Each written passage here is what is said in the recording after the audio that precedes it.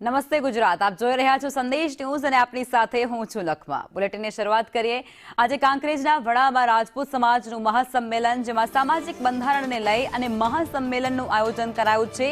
રાજપૂત સમાજના 7 વિભાગના લોકો ત્યાં ખાસ હાજર રહેવાના છે. સમાજમાં શિક્ષણ ક્ષેત્રે સુધારાને લઈ અને બંધારણ ઘડવામાં આવશે. રાજપૂત જાગીરદાર સમાજના આગેવાનો પણ આ મહાસંમેલનની અંદર ખાસ ઉપસ્થિત રહેવાના છે, જોડાવાના છે.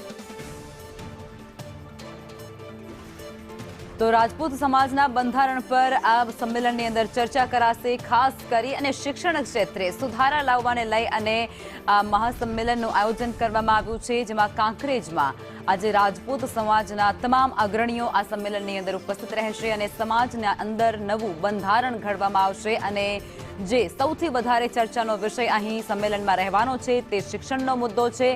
સમાજના તમામ અગ્રણીઓ શિક્ષણ મુદ્દે ચર્ચા કરશે.